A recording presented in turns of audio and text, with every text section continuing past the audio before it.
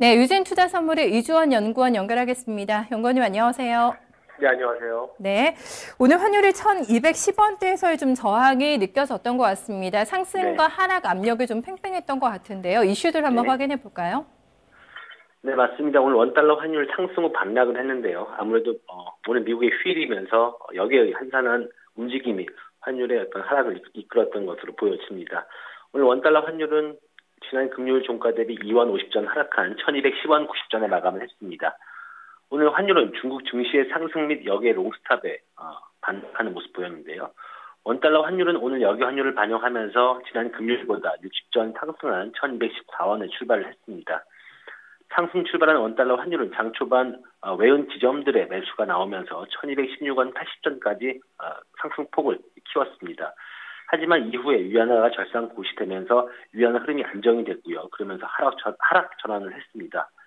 여기에 매수에도 불구하고 위안화 절상고시로 환율이 반락을 했는데요. 상해 및 국내 주식 또한 반등하면서 리스크 오프 심리가 약화가 되었습니다.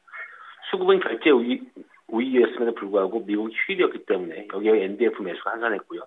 여기에 차익 실현성 매도 및 롱스탑까지 나오면서 환율을 끌어내렸습니다. 중국 당국이 위안화를 절상고시하면서 안정을 위해 힘쓰고 있습니다. 하지만 전 세계적으로 봤을 때는 주가 하락 등 불안 심리가 여전히 강한 상황입니다. 캐리 통화인 유로 엔화가 여전히 강세를 보이고 있고요. 중국 관련 통화인 원화, 특히 호주 달러가 약세를 보이는 듯 리스크 오프 흐름은 유지가 되면서 1210원은 지지가 됐고요. 그러면서 마감을 했습니다.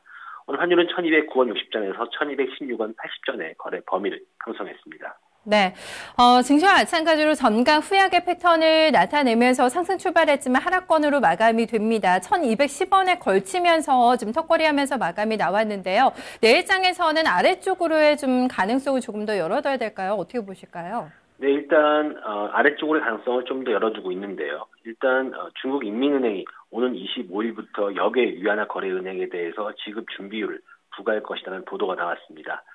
여기에 위안화 금리 상승과 달러 위안 환율의 하락을 이끌 수 있는 재료로 보여지는데요. 달러 위안 환율의 하락은 역시 원달러 환율의 하락 재료로 작용을 할 수 있기 때문에 환율의 하락 재료로 작용할 것으로 보여집니다. 최근에도 여기에 위안화 금리가 급등하면서 달러 위안 환율이 급격히 하락한 바가 있는데요. 이러한 중국 당국의 위안화 방어 시도 및 레벨 부담감에 내일 환율은 하락할 것으로 전망이 되고 있는데요. 리스크 오프 심리가 약화될 경우에 1200원대 초중반선까지도 밀릴 수 있음에 좀 유의하셔야 할 것 같습니다. 하지만 여전히 중국발 증시에 대한 우려에 1200원대 초반선은 지지가 될 것으로 보여지고요. 의외로 변동성이 큰 장이 형성될 수 있음에 주의하셔야 할 것 같습니다.